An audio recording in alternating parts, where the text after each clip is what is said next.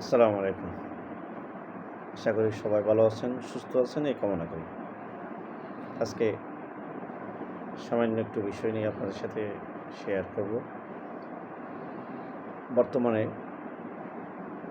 বাংলাদেশের প্রথম সারির ইলেকট্রিক মিডিয়া, প্রিন্ট মিডিয়া এবং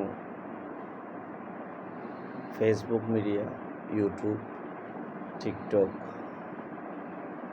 সব কানে একটাই মাত্র রাসেলস ভাইপার।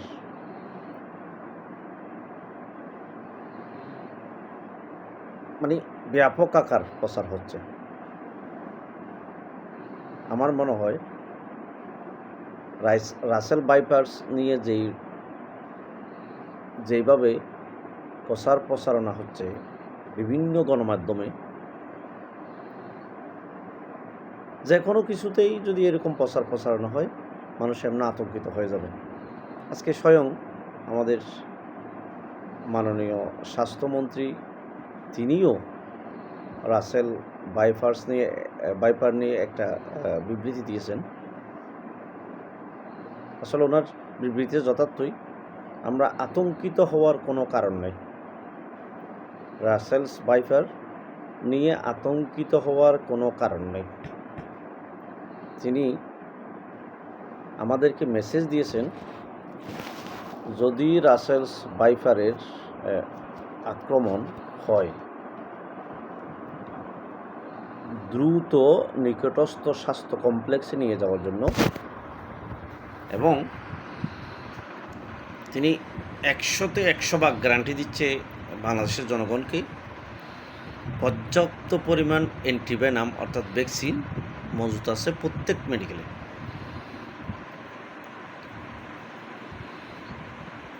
আমরাও ওনার কথা মতো,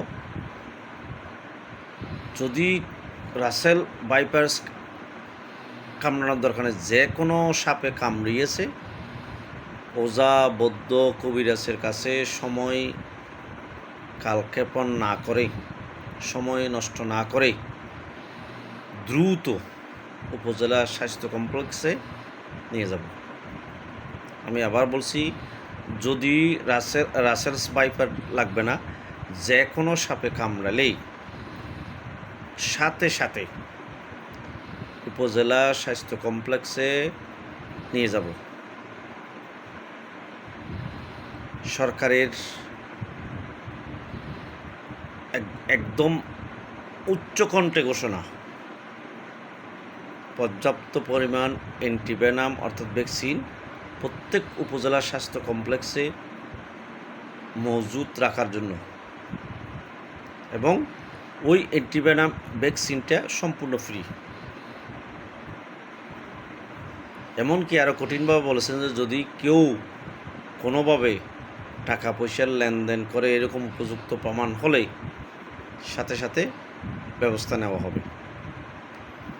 তাহলে আমরা কি করব? যে কোনো সাপে কামড়ালে সাথে সাথে উপজেলা স্বাস্থ্য কমপ্লেক্সে নিয়ে যাব, এবং ডাক্তারের পরামর্শক্রমে আমরা পরবর্তী যা করণীয় সেটা করব। ওজা বৌদ্ধ কবিরাজ সমুক কারো কাছে আমরা যাব না। আশা করি বুঝতে পেরেছেন। আসসালামু আলাইকুম রহমতুল্লাহ।